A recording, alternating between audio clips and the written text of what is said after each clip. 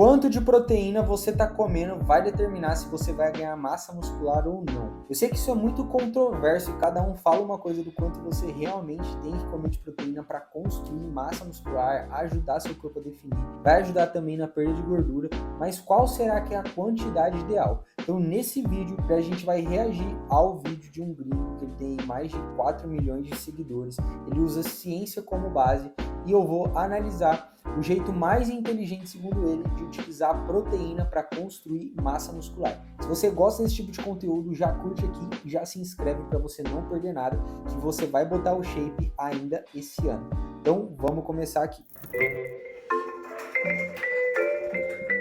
Quanto de proteína eu deveria comer? And I would eat 300 to 400 grams of protein a day. Up to 1.5 grams of protein per pound of body weight. I may even go closer to 1.3 grams. Right now, 1 gram of protein per pound of body weight. 0.82 grams per pound of body weight. 0.75 grams. 0.4 grams times your body weight. 1 gram of protein for every 1 pound of body weight. A lot of people will say that. It's actually not true. Protein intake of 1.2 grams, kilograms a day. Wait. Protein you said 1.2. No, I said 1.6, didn't I? Okay.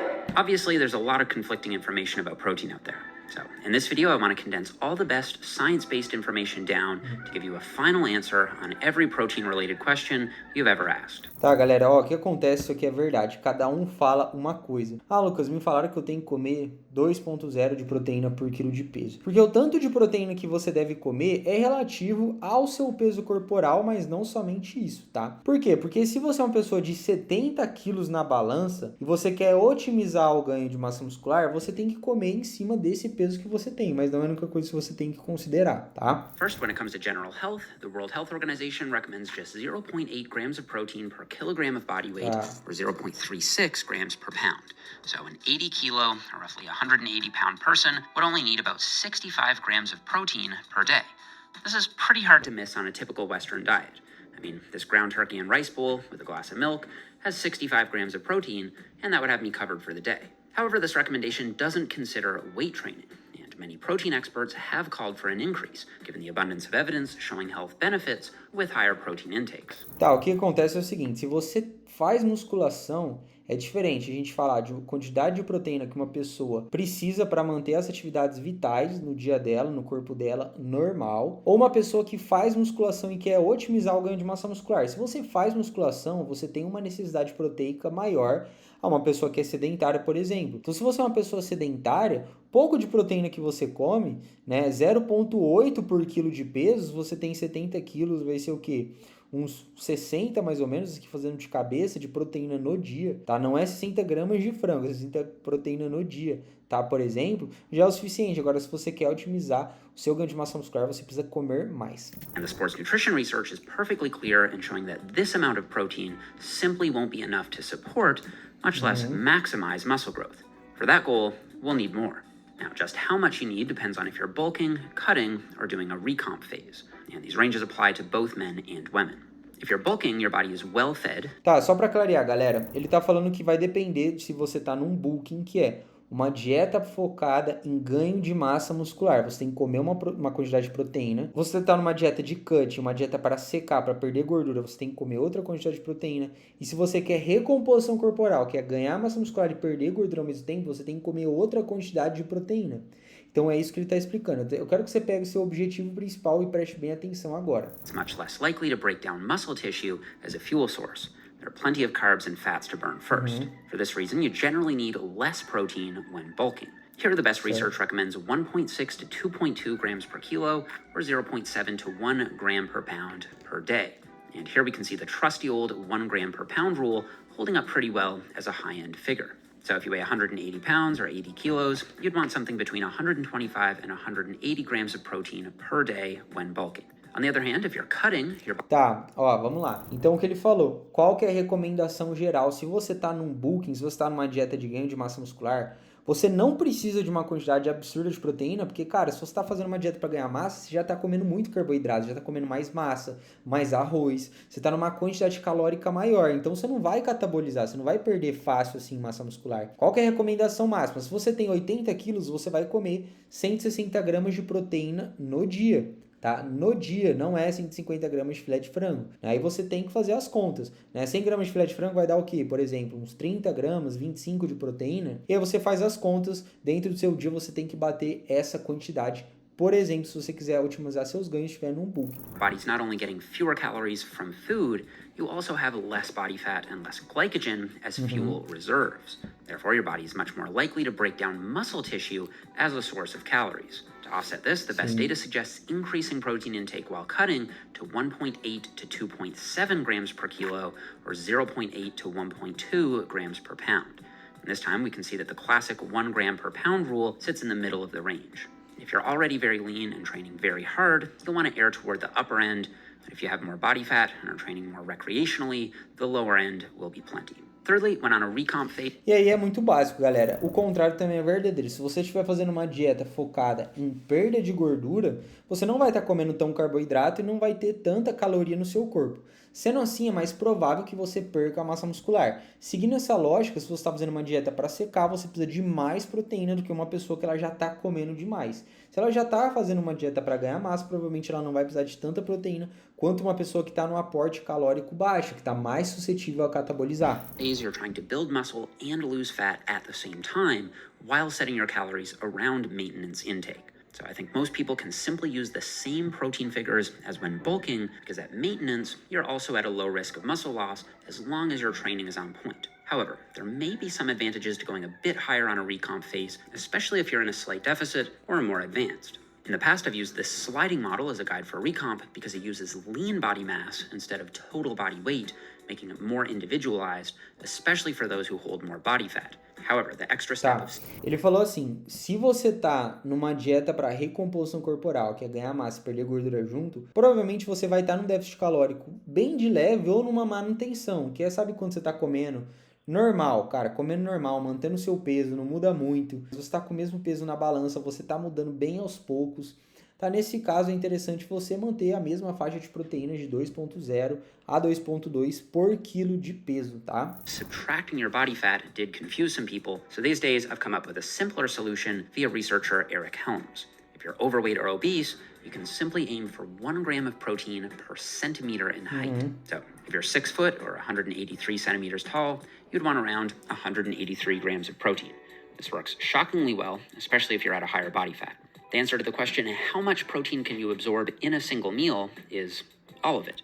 Your body can absorb an enormous amount of protein in a single meal, more than you could even comfortably eat. But absorption simply refers to the passage of nutrients from the small intestine into the bloodstream. Just because protein is being absorbed doesn't mean it's being used to build muscle. Vamos lá, então. Ele tá falando assim, uma coisa que é um ponto crucial que eu queria chegar com vocês. Não é porque você quer ganhar massa muscular que você começou a treinar que você tem que ir direto comer 2.0 de proteína por quilo de peso. Porque isso é pelo seu peso magro. Se você é uma pessoa que tem um percentual de gordura, você não pode considerar isso. Isso é um erro comum que eu já vejo alguns alunos que entram na mentoria e essas pessoas estão comendo uma quantidade de proteína muito alta, sendo que elas têm um percentual de gordura alto. Não há necessidade. O seu corpo, se você tem gordura sobrando, ele vai optar por queimar mais a gordura. Você não precisa ficar jogando proteína com medo de catabolizar. Então, eu não precisa fazer essa conta que ele fez, né, por altura. Acho que isso acaba sendo complicado demais. Mas você pode abaixar as bases. Em vez de você fazer 2.0 por quilo de peso, se você é uma pessoa que tem um percentual de gordura alto, você pode ter resultado, às vezes, muito bem com 1.3, 1.6 por quilo de peso também, por exemplo, tá? E aqui ele tá falando quanto de proteína o seu corpo absorve. O seu corpo absorve tudo, mas não quer dizer que ele vai utilizar tudo para construir massa muscular. Então é interessante também você fracionar as refeições com que você faz sua proteína no dia para você não comer tudo em uma refeição só, por exemplo, tá? E otimizar essa absorção. The real question is, how much protein can you use in a single meal?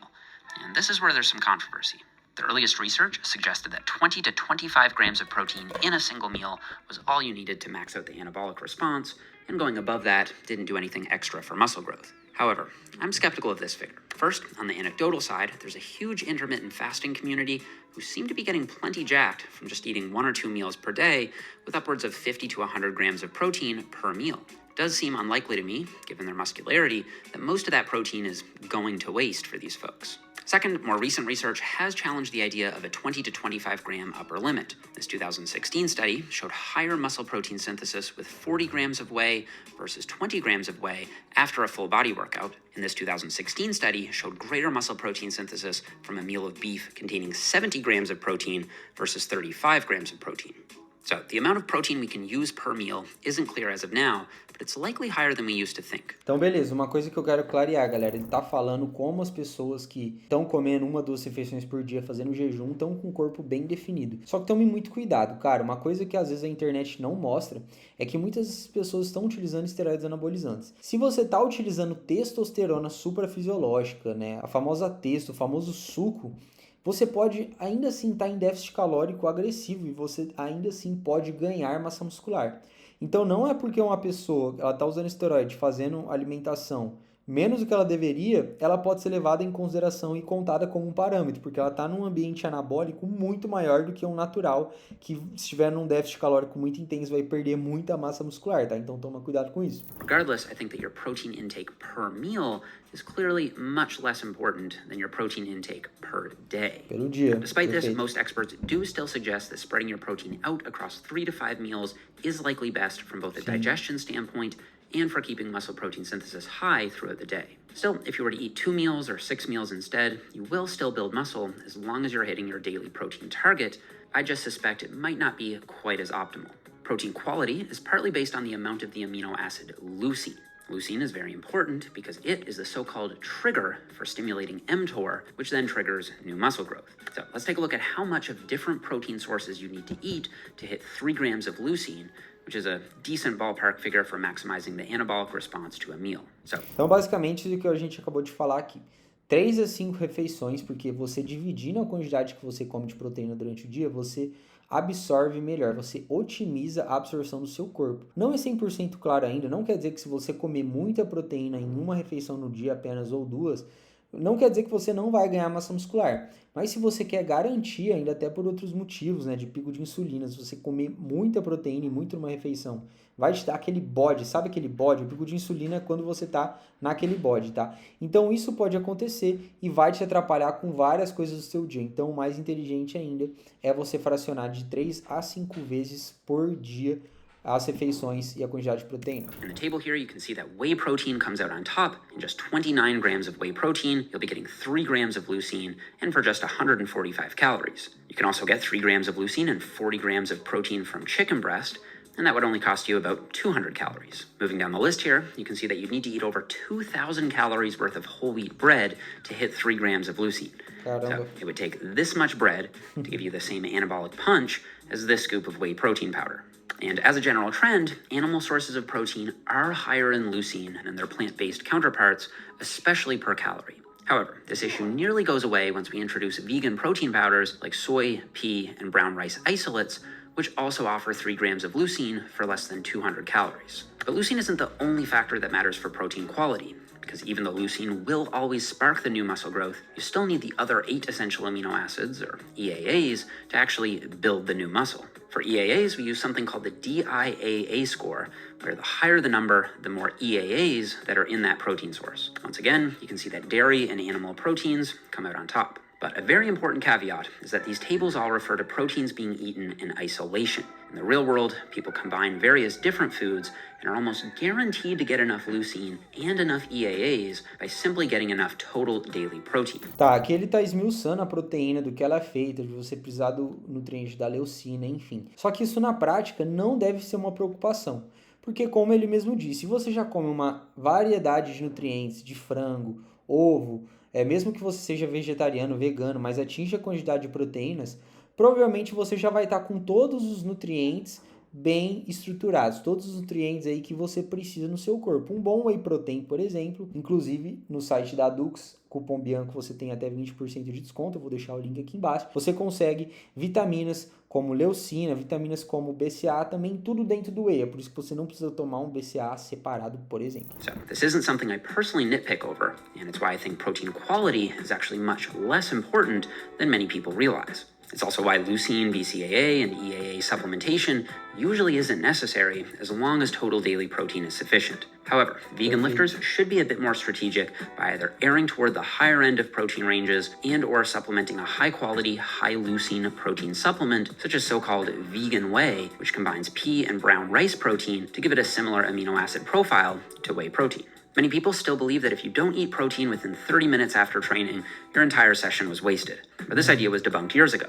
In reality, as long as your pre-workout and post-workout meals are within roughly 4 to 6 hours of each other, you'll be maximizing the anabolic response to training. A possible exception to this would be if you train fasted, in which case you should try to consume some protein as soon as you can after your workout. Perhaps a more important but less discussed timing variable is consuming protein before bed.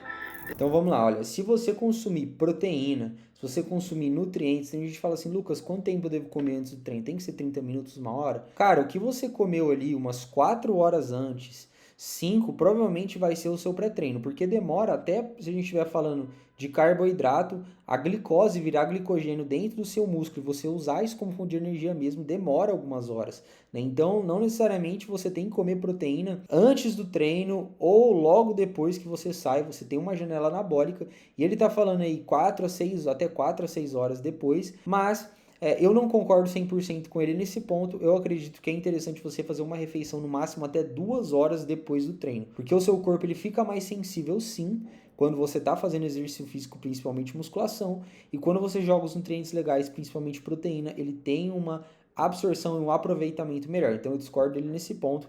Eu não ficaria tanto tempo sem comer após um treino que eu estou visando o ganho de massa muscular, definição e hipertrofia. Friend Jorn Tromelin and his colleague Luke Van Loon describe pre-sleep protein as an important protein feeding opportunity. They suggest consuming roughly 40 grams of protein before an overnight fast to improve overnight muscle protein synthesis. This is personally what I aim for. Granted, 2 other longitudinal studies that directly tested consuming a slow-digesting casein protein either before bed or in the morning found no significant difference after 8 to 10 weeks. However, both of these studies had subjects consuming a very high protein intake overall in the range of 2 grams per kilo or about 1 gram per pound, once again highlighting that as long as total daily protein intake is sufficient, these specific timing factors are much less important. There are also no legitimate safety concerns around a high-protein diet in healthy individuals. According to this gigantic position stand from the International Society of Sports Nutrition, there is, quote, no controlled scientific evidence indicating that increased intakes of protein pose any health risks in healthy,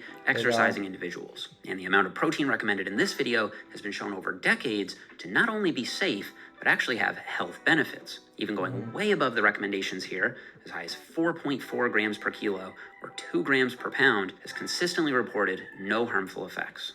Então assim, ó, você consumir proteína não vai ter nenhum efeito negativo na saúde, tá?